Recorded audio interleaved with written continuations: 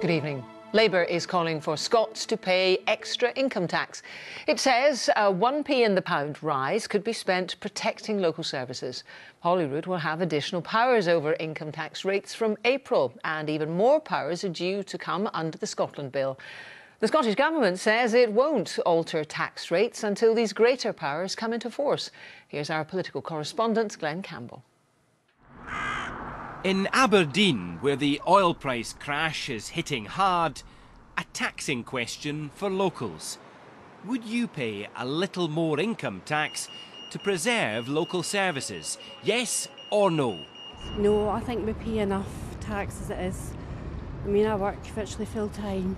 I do have a pension, but I'm taxed on that, and I'm also taxed on my earnings. Yes, I would, because what is a penny in sort of today's terms? If it helps other people, other organisations, etc., yes, I pay a penny.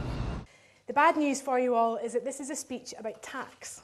In Edinburgh, the Labour leader thinks putting a penny on all income tax rates in Scotland will prove popular as an alternative to local government cuts. Altogether, it will generate £480 million, more than enough to choose an alternative path from the cuts being imposed on our local schools and our vital public services, those cuts which are going to cost countless numbers of jobs across the country. So what's that got to do with the price of fish?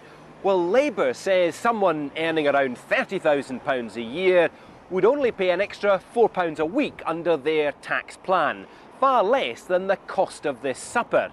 And those on low earnings would actually receive a £100 a year rebate. But the SNP isn't buying it. It seems unworkable, it's unfair because it's not progressive. It will hammer many people on low incomes in contrast to what the SNP government is doing, and they haven't worked out how it will actually work. The SNP wants to match UK income tax rates in the year ahead. Like the Scottish Greens, they think the extended income tax powers coming in 2017 offer more scope for reform. Really, we should be looking in the round at how the national and local tax powers are going to work together. Council tax has to go as well, so we need to make sure that across the balance we're being progressive.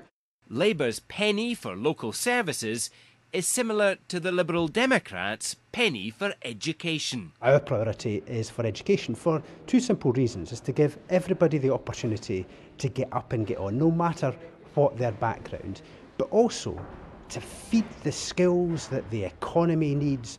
The Conservatives want to cut income tax when finances allow. The first thing the Labour Party's done is said it's going to whack workers for tax. The Scottish Conservatives are clear. We don't think you should pay more tax in Scotland than you would do if you lived in any other part of the UK. Sometimes I'm not going to smile. Not since the SNP's Penny for Scotland plan in 1999 has income tax been such a big Holyrood election issue. Voters rejected paying more then. In these tougher financial times, Labour hopes attitudes have changed. Glenn Campbell, reporting Scotland.